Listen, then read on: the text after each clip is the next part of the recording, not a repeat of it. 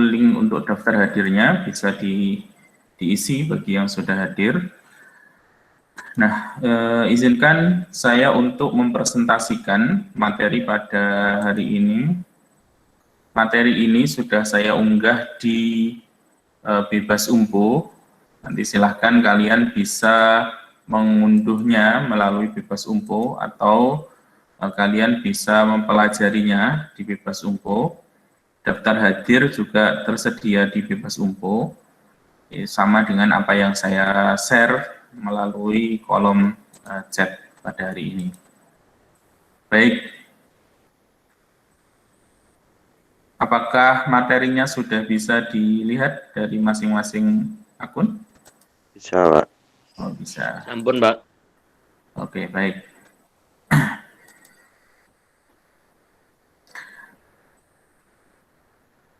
Ya, baik. Hari ini kita akan belajar tentang dinamika rotasi. 2 minggu sebelumnya kita sudah belajar kinematika rotasi, di mana di situ ada besaran-besaran atau variabel-variabel yang bisa ditentukan atau yang muncul akibat suatu benda yang bergerak melingkar atau bergerak rotasi. Ya, di mana di situ ada besaran yang kita sebut sebagai perpindahan sudut, ya, kemudian ada besaran yang kita sebut sebagai kecepatan sudut, ada besaran yang kita sebut sebagai percepatan sudut, kemudian kita juga menentukan besaran akibat adanya perubahan arah kecepatan, yaitu adanya besaran percepatan sentripetal pada gerak melingkar. Nah, besaran-besaran itu bisa dianalogkan dengan gerak translasi, ya, gerak linear untuk besaran perpindahan sudut, misalkan dianalogkan dengan perpindahan pada gerak linear, kemudian kecepatan sudut dianalogkan dengan kecepatan, dan percepatan sudut dianalogkan dengan percepatan. Dan kita juga sudah mengetahui bagaimana caranya mengkonversi dari besaran-besaran untuk gerak rotasi menjadi besaran untuk gerak linear.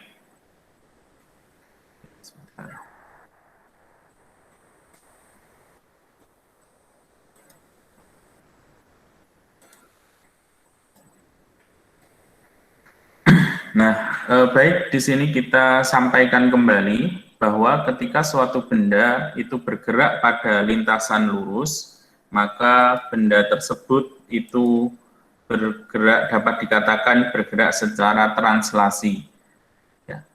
Akan tetapi ketika benda tersebut bergerak pada sumbu putarnya atau gerakannya membentuk lintasan melingkar, di mana di titik pusat lingkaran itu kita sebut sebagai sumbu putar, maka benda tersebut itu kita katakan bergerak secara rotasi, ya. Jadi kalau dia geraknya pada lintasan yang lurus, ya, yang tidak membentuk lintasan yang melingkar, maka disebut sebagai gerak translasi atau gerak linear. Kalau dia bergerak pada lintasan yang melingkar, yang berbentuk lingkaran, dan di mana di situ ada sumbu putar pada pusat lingkaran, maka bendanya disebut sebagai benda yang bergerak secara rotasi. Nah, ketika benda itu bergerak secara translasi atau linear, maka benda tersebut dapat menerima gaya eksternal jika diberikan.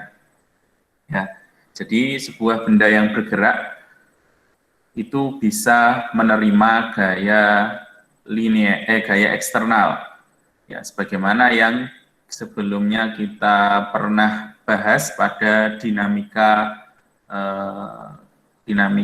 atau di situ kita membahas tentang hukum-hukum tentang gerak, yaitu ada hukum Newton 1, hukum Newton 2, dan hukum Newton yang ketiga. Nah, gaya-gaya yang bekerja yang kita maksudkan di situ adalah gaya eksternal.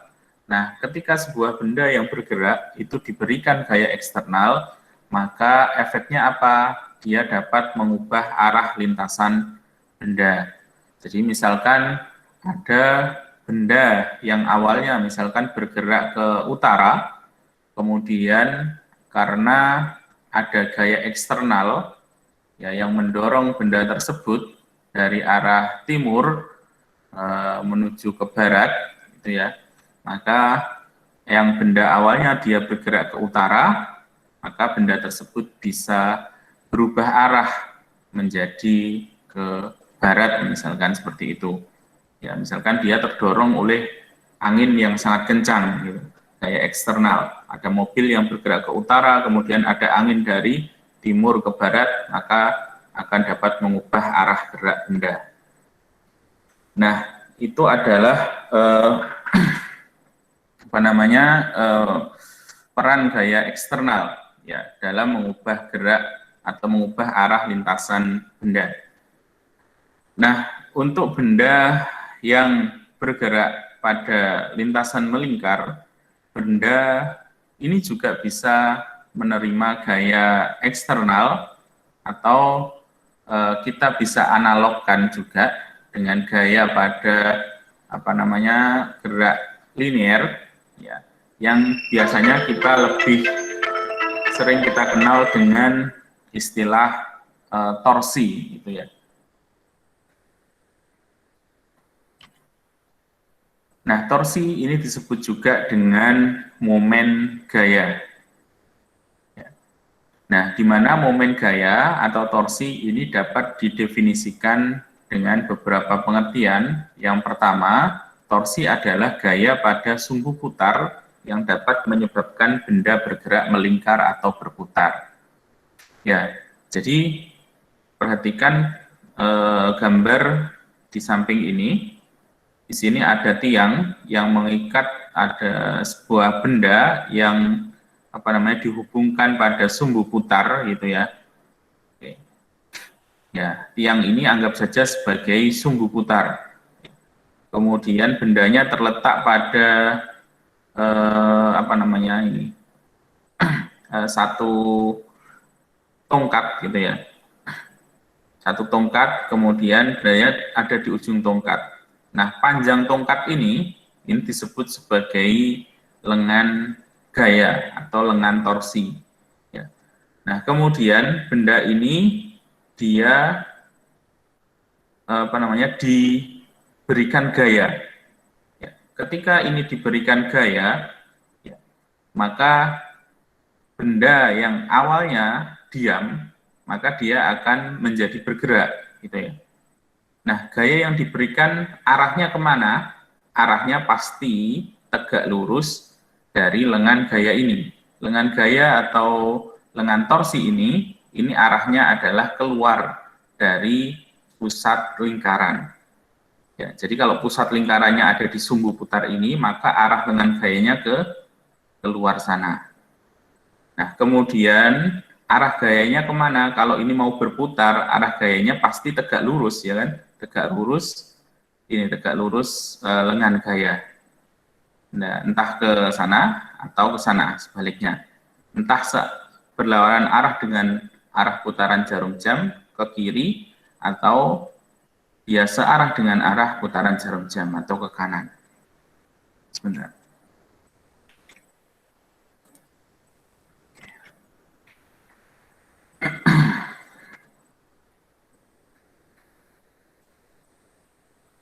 Ya,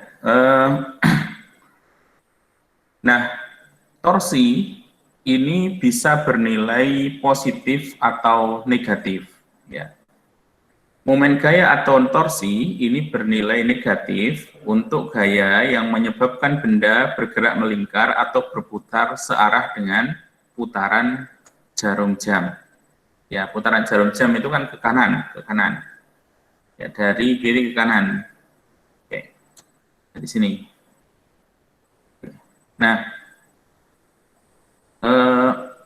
kalau arah gayanya searah dengan putaran jarum jam, oke ya, maka nilai torsinya itu negatif. Nah, kalau arah putar gayanya itu berlawanan arah dengan arah putaran jarum jam, ya artinya ke sana, maka nilai torsinya itu bernilai positif. Ya. Nah, arah torsinya kemana? Untuk menentukan arah torsinya, maka kita gunakan aturan tangan kanan. Aturan tangan kanan. Nah, di aturan tangan kanan ini menunjukkan untuk keempat jari, ya selain ibu jari, ya ini diputar, ya ditekuk seperti ini.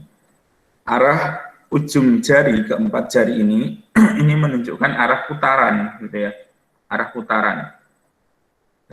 Kemudian ibu jari ini menunjukkan arah torsi, ya. Jadi kalau kita putar, misalkan tangan saya seperti ini, ya. Kemudian ibu jari saya, keempat jari saya ini mengarah ke berlawanan arah dengan arah putaran jarum jam seperti ini, maka arah torsinya searah ibu jari, arahnya ke atas. Nah, bagaimana kalau arah putarannya berlawanan? Nah, kalau arah putarannya berlawanan dengan atau searah dengan arah putaran jarum jam ke sana, ya maka arah torsinya ke bawah seperti ini, searah dengan ibu jari. Ya, seperti kalau kita mau membuka baut misalkan, ya dengan menggunakan engkol gitu ya. Nah, arah putaran engkolnya itu adalah arah gayanya. Oke. Kemudian panjang engkolnya, ya, sampai dengan tempat yang kita pegang itu adalah lengan torsi atau lengan gayanya. Kemudian arah kemana bautnya itu adalah arah torsinya. Kurang lebih seperti itu. Ya, aturan tangan kanan itu digunakan untuk diantaranya digunakan untuk arah putaran baut seperti itu atau arah putaran skrup. Sebentar, ini ada yang masuk.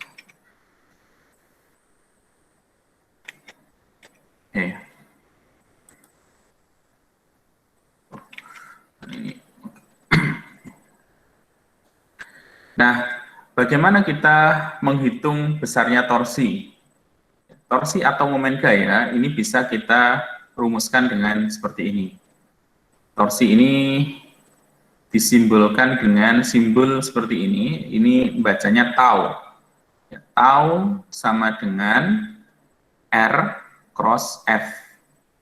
Nah, ketiga besaran ini adalah besaran vektor. Ya, dia punya arah. Ya, tau ini torsi, satuannya adalah Newton meter. Kemudian R ini adalah lengan gaya atau lengan torsi. Arahnya kemana tadi? Arahnya keluar dari pusat lingkaran. Gitu ya. Kemudian F ini adalah gaya. Ya. Gaya ini arahnya kemana? Arahnya adalah tegak lurus lengan torsi.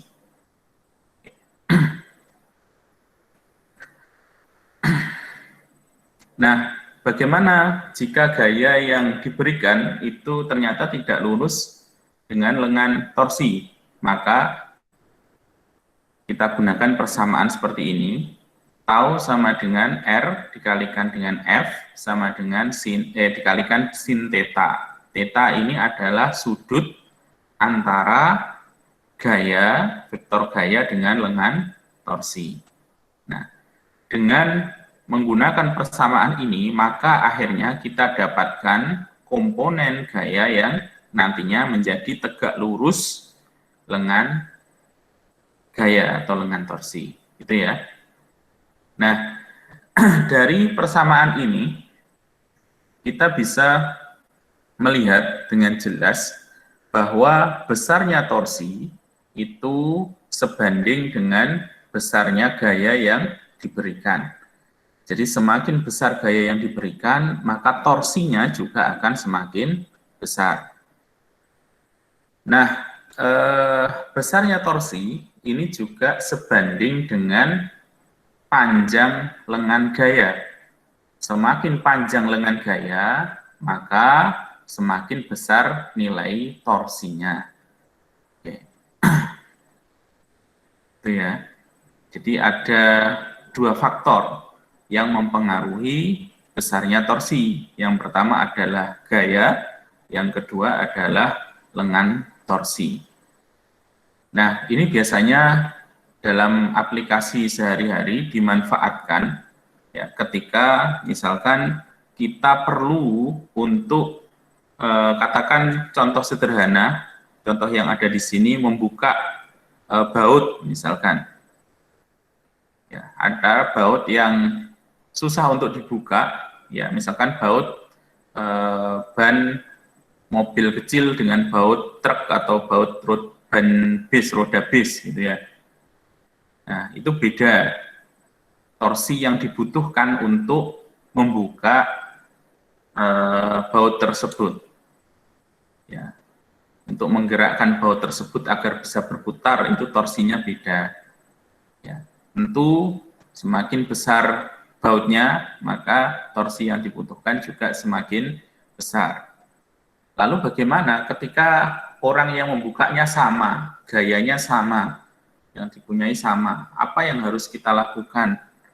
Apakah kita tetap masih bisa membuka untuk baut-baut yang membutuhkan torsi yang lebih besar?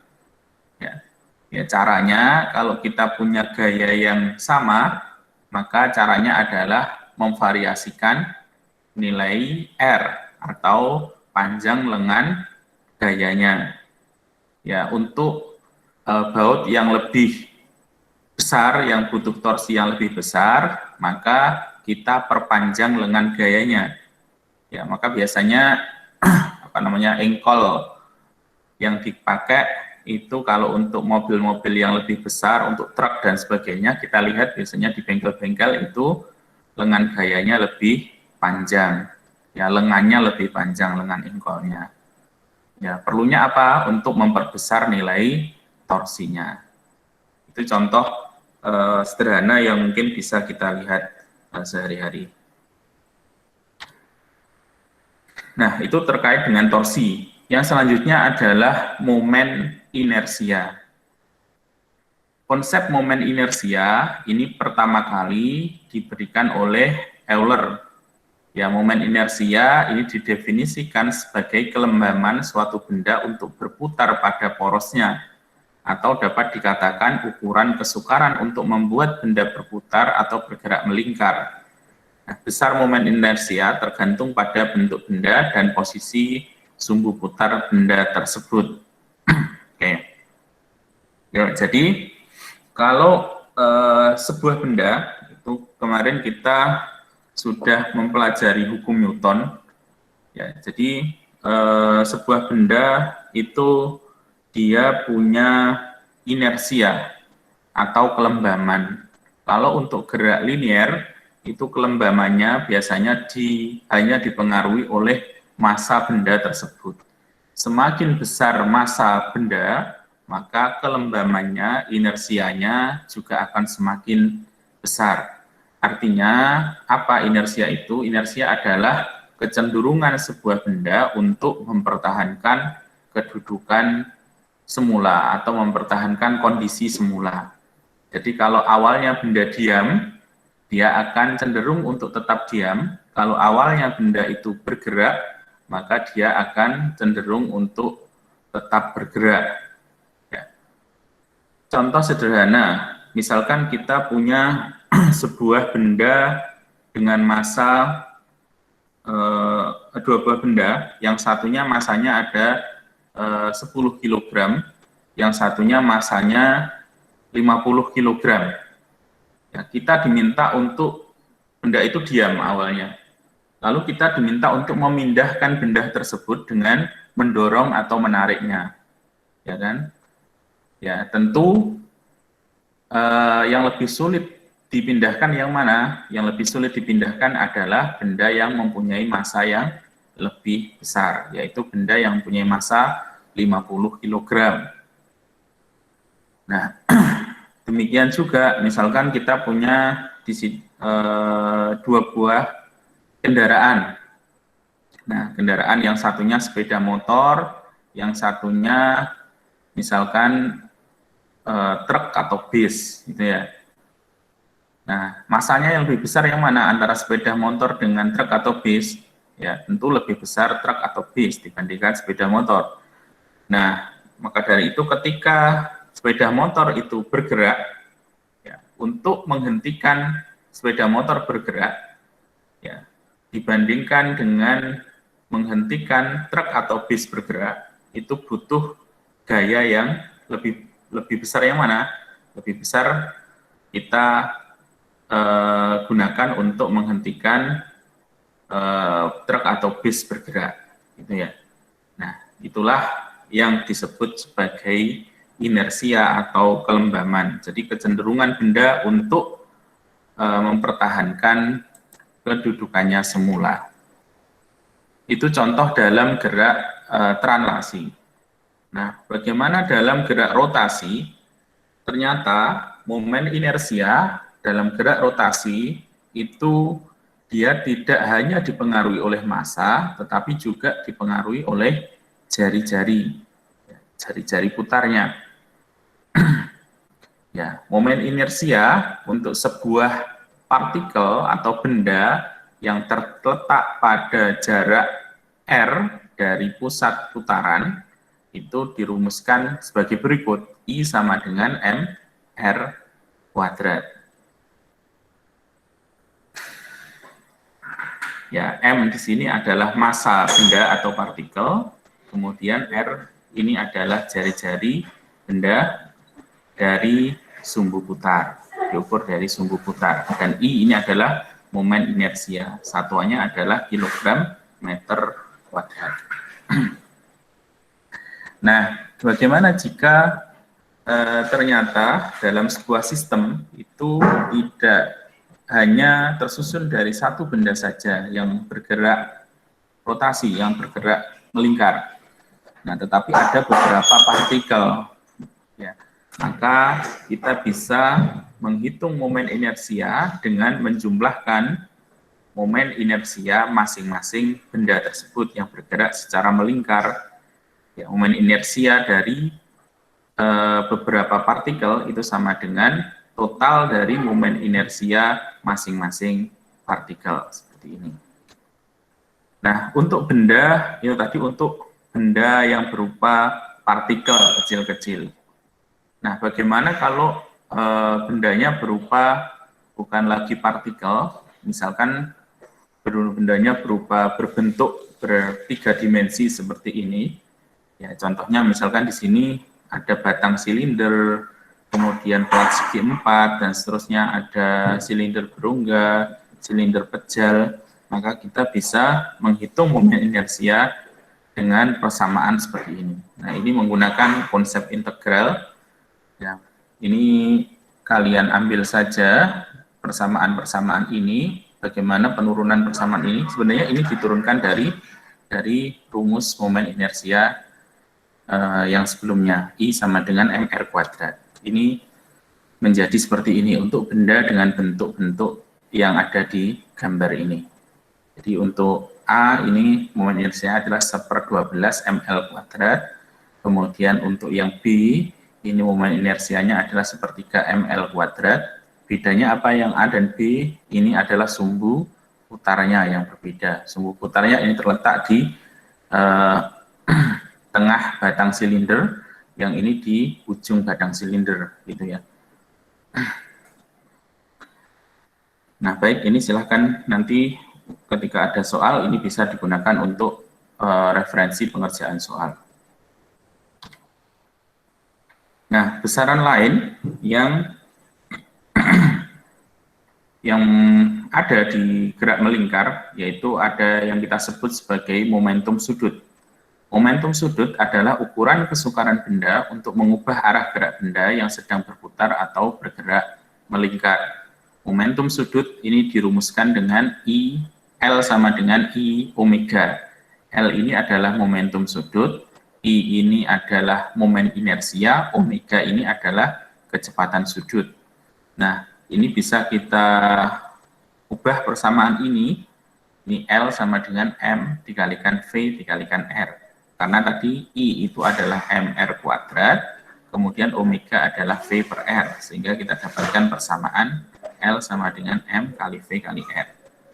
Oke, ya ini ya momentum sudut. Momentum sudut itu kalau di gerak linear itu sama dengan momentum. Analognya adalah momentum. Kalau I tadi analognya adalah massa, omega ini analognya adalah V. Nah, kemudian kita coba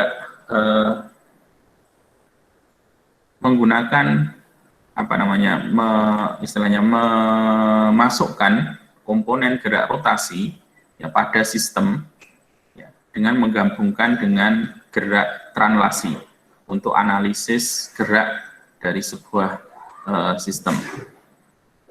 Nah, maka kita biasanya menggunakan hukum Newton yang kedua untuk gerak rotasi. Kalau untuk gerak translasi, hukum Newton 2 itu dirumuskan dengan F sama dengan M kali A. F itu adalah gaya, kemudian sama dengan massa dikalikan percepatan. Dan untuk benda yang bergerak rotasi, kita pakai persamaan seperti ini. Tau sama dengan I kali alfa. Tau ini adalah torsi, I ini adalah momen inersia, dan alfa ini adalah percepatan sudut benda. Ya, tau ini kalau di gerak translasi itu adalah analognya adalah F gitu ya. Kemudian I ini kalau di gerak translasi analognya adalah M, dan alfa ini dianalogkan dengan A, percepatan. Sehingga sebenarnya ini persamaan ini adalah analog dari F sama dengan M kali A. Ya, cuman ini berlaku di gerak rotasi. Baik, sampai di sini ada yang mungkin ditanyakan? Monggo. Sebelum kita masuk ke contoh soal.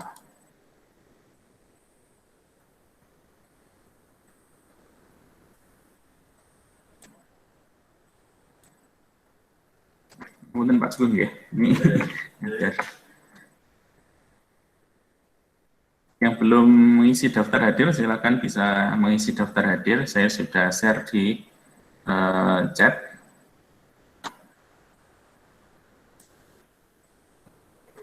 Baik, kalau tidak ada pertanyaan saya lanjutkan lagi. Kita langsung masuk ke contoh soal bagaimana kita menganalisa sebuah sistem gerak dengan menggabungkan antara gerak translasi dan gerak rotasi.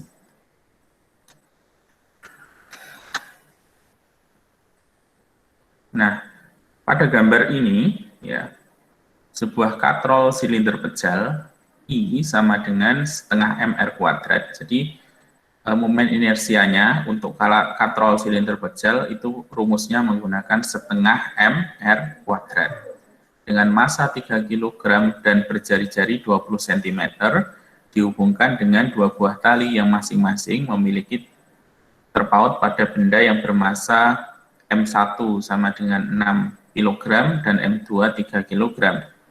Sistem di atas berada dalam kondisi tertahan diam dan kemudian dilepaskan.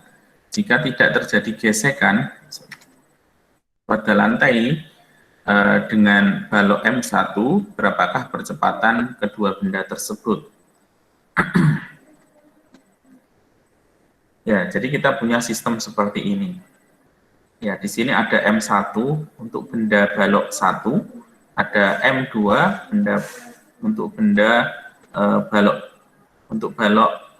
2. Kemudian di sini juga ada katrol.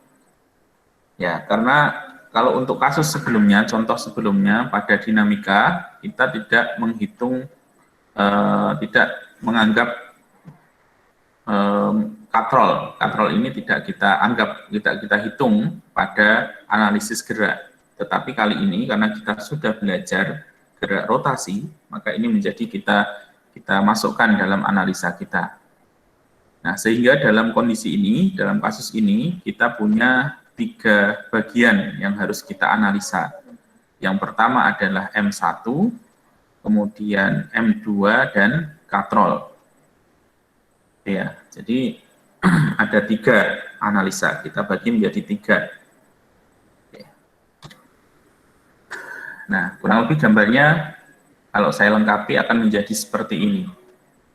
Benda M1 bermassa 6 kg, ya dihubungkan dengan tali benda M2 melalui sebuah katrol, massa katrolnya adalah 3 kg, jari-jari katrolnya adalah 0,2 meter.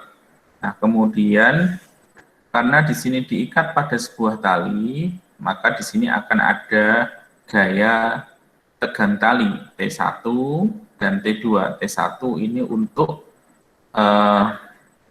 benda 1, M1.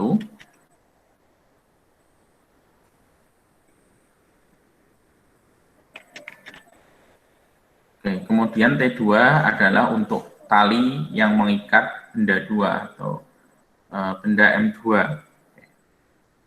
Nah, kita coba ke benda 1 dulu aja. Ya, sistem M1, ya, kita analisa. Nah, untuk sistem M1, ini geraknya adalah gerak translasi, jadi bukan gerak rotasi. Nah, sehingga kita pakai hukum Newton yang kedua, sigma F sama dengan M kali A. M-nya di sini tidak lain adalah M1, A-nya ini adalah percepatan. Percepatan arahnya kemana? Arahnya tentu ke kanan untuk benda M1. Kalau untuk benda M2 arahnya ke bawah, ya kan? Nah, kemudian gaya apa saja yang bekerja di sini untuk benda M1 ini adalah T1. Arahnya kemana? Arahnya ke sana. Karena bendanya ada di sebelah kiri, maka T1-nya ada di arahnya ke kanan. Nah, sehingga arah T1 itu sama dengan atau searah dengan arah A. Nah, sehingga nilai T1 ini menjadi positif. Sehingga T1 sama dengan M1 dikalikan A.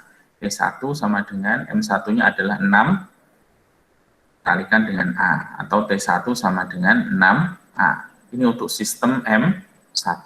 Ini sudah selesai untuk analisa M1. Kemudian M2. M2 ini geraknya apa? Gerak translasi, bukan gerak rotasi, ya kan? Nah, sehingga sama, ini kita gunakan hukum Newton yang kedua, sigma F sama dengan M kali A. Nah, F-nya gayanya apa saja? Di sini ada gaya W, gaya berat, dan ada gaya tegang tali T, T2. Nah, W, yang mana yang positif? Apakah W2 atau yang T2? Yang positif adalah yang searah dengan arah percepatan. Arah percepatannya ke bawah, ya kan? Nah, arah percepatannya ke bawah. Nah, sehingga yang positif adalah W2. Yang T2 menjadi negatif. W2 min T2 sama dengan M2 dikalikan dengan A. W2 itu tidak lain adalah massa benda 2, M2, dikalikan dengan percepatan gravitasi bumi. Nilainya anggap saja 10 meter per detik kuadrat.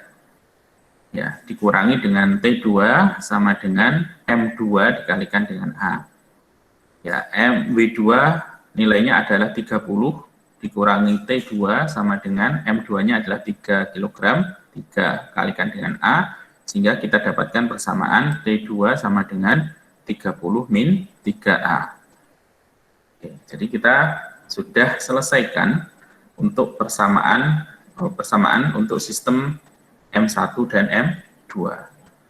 Nah, kemudian kita coba selesaikan untuk gerak rotasi pada katrol.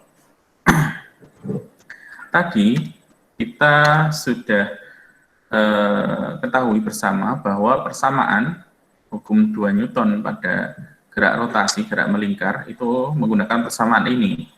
Hubungan ini, tau sama dengan I dikalikan dengan alfa. Sama, ini sigma tau sama dengan I dikalikan dengan alfa. Untuk katrol ini ya. Nah, tau ini adalah kalau kita uraikan tadi adalah F dikalikan dengan R. F-nya gayanya apa saja? Gaya yang ada di katrol ini, nah, karena katrolnya ini dihubungkan dengan tali, ya, maka di sini ada gaya tegang tali.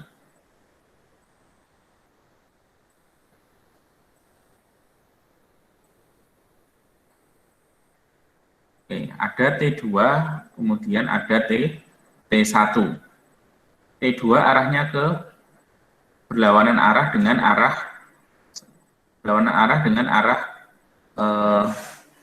putaran jarum jam, ya kan? T2 arahnya ke sana, berlawanan arah dengan arah putaran jarum jam, sehingga nilainya positif.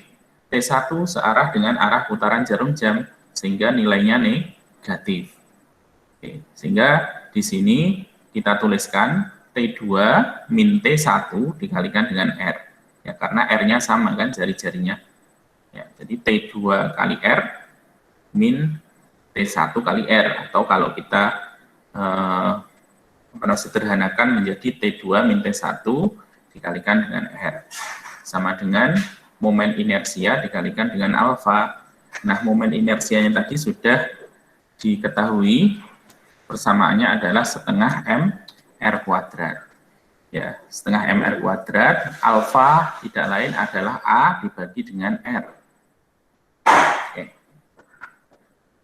Nah, sehingga di sini ada R-nya saya bawa yang di sebelah kiri, ini saya bawa ke ruas kanan, menjadi pembagi, sehingga yang di R di sini menjadi R kuadrat. Oke, saya tuliskan kembali, T2 min T1 sama dengan setengah M R kuadrat kalikan dengan A per R kuadrat. Nah, di sini ada R kuadrat per R kuadrat, kan hilang ini. R kuadrat, ini ada R kuadrat, hilang. Nah, sehingga persamaannya tinggal T2 min T1 sama dengan setengah M A. T2 min T1 sama dengan setengah kali 3 kali A. Oke. T2 min T1 sama dengan 1,5 A. Nah, kemudian T1-nya ini kita dapatkan dari persamaan 3. T2-nya kita dapatkan dari persamaan 2. Nah, persamaan 3 dan persamaan 2 ini kita substitusikan, kita masukkan ke persamaan 1. Jadi T1-nya ini 6A ini kita masukkan ke sini. T2-nya 30 min 3A ini kita masukkan ke sini. Sehingga T2 min T1 sama dengan 1,5A. Nah, T2-nya adalah 30 min 3A min 6A sama dengan 1,5A, sehingga nanti didapatkan nilai A-nya adalah 2,86 meter per detik kuadrat. Ya, ini adalah contoh bagaimana kita menyelesaikan sebuah sistem yang tersusun dari komponen gerak, yang mana dia bergerak secara linear, translasi, ya, dia untuk benda bermasa M1 dan M2, dan ada komponen yang bergerak secara rotasi. Oke, itu. Nah, sampai di sini mungkin ada yang ingin ditanyakan, silahkan.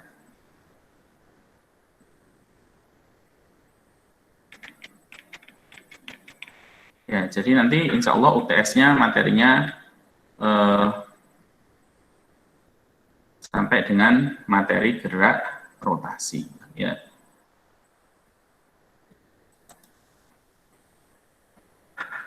Ini soalnya pilihan ganda. Ini insya Allah pilihan ganda. Mulainya materinya adalah dari materi setelah UTS. Materi setelah UTS sampai dengan gerak rotasi, dinamika rotasi. Mulai insya Allah tanggal 18. Untuk jadwal nanti menyesuaikan dengan yang disampaikan oleh prodi atau fakultas. Monggo kalau ada yang mau ditanyakan.